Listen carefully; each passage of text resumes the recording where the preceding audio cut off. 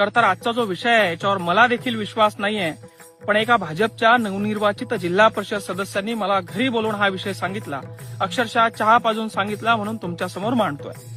खरं तर आमच्या तालुक्यात अनुराधाताई चव्हाण म्हणून या आमदार आहेत आणि त्यांनी तालुक्याचे प्रश्न सोडावे यासाठी आम्ही त्याला मोठ्या अपेक्षेने आमदार केलं होतं. महिला आमदार आहे, कर्तव्यदक्ष असतील असं वाटलं होतं. आमच्या तालुक्यामध्ये ट्रॅफिकचा प्रॉब्लेम आहे तो सॉल्व्ह होईल असं वाटलं होतं. बस स्टॉपचा प्रॉब्लेम आहे तो सॉल्व्ह होईल असं वाटलं होतं. रस्त्याचा प्रॉब्लेम आहे, शालेय शिक्षणाचा, आरोग्याचा प्रॉब्लेम आहे तो सॉल्व्ह होईल असं वाटलं होतं. 3 वर्ष झाले गाय गोठ्याचे बिलं नाहीयेत, विहिरीचे बिलं नाहीत, ते बिलं पडतील असं वाटलं होतं. सदस्यापासून, सरपंचापासून, पंचायत समिती, जिल्हा परिषद, आमदार, खासदार, मुख्यमंत्री, पंतप्रधानापर्यंत त्यांची सत्ता आहे, मात्र कुठलंही काम शेतकऱ्याचं होत नाहीये. अशामध्ये भाजपच्या एका जिल्हा परिषदच्या सदस्याने मला घरी बोलवून सांगितलं की भाऊ तुम्ही सांभाळून राहा, पुढच्या 1-2 महिन्यामध्ये तुमचा कार्यक्रम होणार आहे आणि बांधकाम विभागाच्या अतुल चव्हाण यांनी तुमची सुपारी देण्याचं ठरवलंय. असा विषय आमच्या कानावर आलाय, असा विषय आमच्या चर्चेत झालाय. मला त्यांना एकच सांगायचंय की भाऊ मी एक गरीब शेतकऱ्याचा पोरगा आहे. मरणाला मी कधीच घाबरलो नाही, घाबरत नाही आणि घाबरणार नाही. ज्यावेळी मी टीव्ही सेंटरच्या संभाजीनगरच्या टावरवर चढलो होतो वडिलांसाठी, त्याच वेळी मी मेलेलो आहे असं समजून या समाजामध्ये मी काम करतो.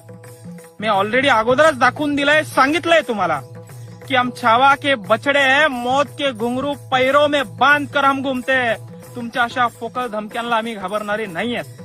मात्र तरी देखील पुढच्या 1-2 महिन्यामध्ये माझा कार्यक्रम झालाच समजा तर याला जबाबदार अतुल चव्हाण आहे असं मी म्हणणार नाही. याला जबाबदार मीच आहे, कारण मलाच शेतकऱ्यांसाठी, गोरगरिबांसाठी, कष्टकऱ्यांसाठी, 18 पगड जातीसाठी लढण्याचा माझ्या काळजामध्ये कळवळ आहे आणि म्हणून मी त्यांच्यासाठी लढत असतो. कोणी मला मारेल आणि कोणाला मला मारायचंय, कोणाला मला डॅमेज करायचं म्हणून मी कधीच लढलो नाही, लढत नाही. महाराष्ट्राच्या मुख्यमंत्र्यांना माझं एक सांगणं आहे, या अतुल चव्हाण सारखे अधिकारी तर तुम्ही अगोदर फोपावले पाहिजे. एकाच तालुक्यामध्ये बायको आमदार असताना, पुतण्या जिल्हा परिषद सदस्य असताना, त्या विभागाचा, बांधकाम विभागाचा अधिकारी त्याच जिल्ह्यामध्ये तुम्ही कशी नियुक्ती देता याचं देखील आम्हाला नवल वाटतं.